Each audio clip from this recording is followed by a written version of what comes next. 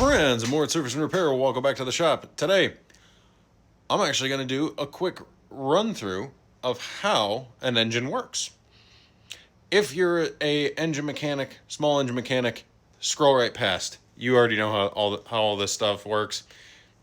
Other than the fact that I made a cutaway engine that you might find interesting, this is going to be all stuff you already know. Now, for the rest of you who are curious how an engine works, strap in. Let's have a look. So this is my homemade cutaway engine that I made out of a 208 cc, which stands for cubic inch snowblower, or cubic centimeter. Good Lord, cubic centimeter snowblower engine.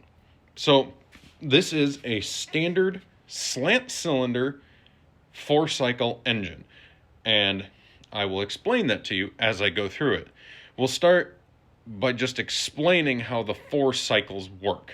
So, and that the 4 different cycles involve the travel of this piston, the rotation of the camshaft, which then pushes the valve or the rocker or lifter rods, which then manipulates the rocker arms to open and close the overhead valves on this engine. So, give me a second and let me find where this engine is in its rotation, because I've spun it because ADD. So, the 4-cycle engine. This is how it works. Your piston begins at top dead center. And as it rotates, you'll notice down below there, the camshaft. That's what those little lobes are on there are called. They're called cams. Camshaft rotates as the engine rotates, and you will see it pushes open or pushes down, which opens the intake valve. I need my flashlight so you guys can actually see this open. Oh, you can kind of see it there. Anyway, it pushes open the intake valve, allowing air and fuel, which comes from the carburetor or fuel injector, as the case may be. All modern cars are fuel injected. Your older cars from the 90s, 90s and earlier, are probably going to be carbureted, unless specified that they are EFI. Anyway, that draws in air through here, through the carburetor, pulls a little fuel out of the bowl of the carburetor. Would you stop switching, you camera lenses, you stupid phone? Stop it! What in the world is going on? Anyway, so pulls air and fuel through the carburetor, is let into the cylinder through the intake valve, as shown right there, and the piston drawing down pulls a vacuum in the piston cylinder to pull that air and fuel mixture in. Now, as the piston returns to start traveling upward again, you will note at the bottom of the stroke here, the intake valve closes. So now both valves are closed, and as the piston travels upward, it compresses that fuel and air mixture. And at the top of its stroke, or in this engine's case, just a bit before the top of its stroke, the magnets here travel past the ignition coil, which then sends voltage to the spark plug right here. So you can see it in there. If I can get her. Need the flashlight. There it is. There it is. There's the spark plug right there. The spark plug ignites, causes a bright flash, basically what looks like a miniaturized lightning bolt,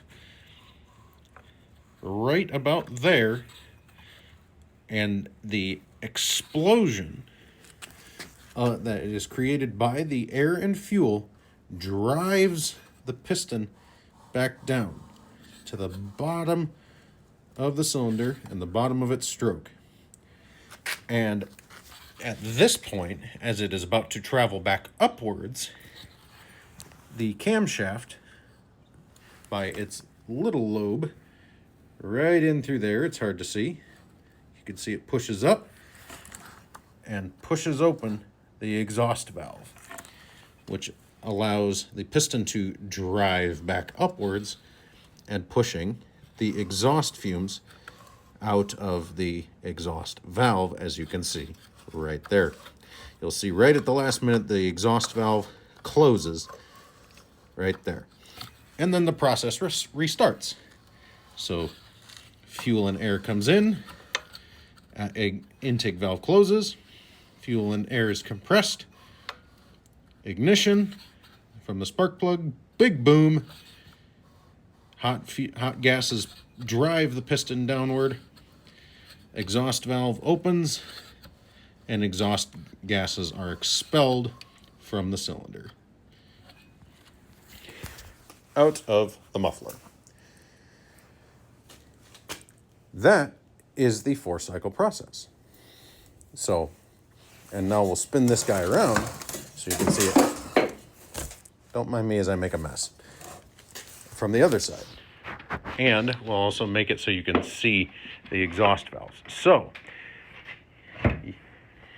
or the valves. Wow. So, intake valve opens. Piston draws in the air and fuel mixture through the carburetor. Intake valve closes. Compression. The magnet the magnet on the flywheel passes the ignition coil, causing the spark. The piston is then driven downwards, and at the bottom of the stroke, the exhaust valve begins to open, and the exhaust gases are pressed out of the cylinder. And that is where the cycle restarts. The general concept of the 4-cycle engine.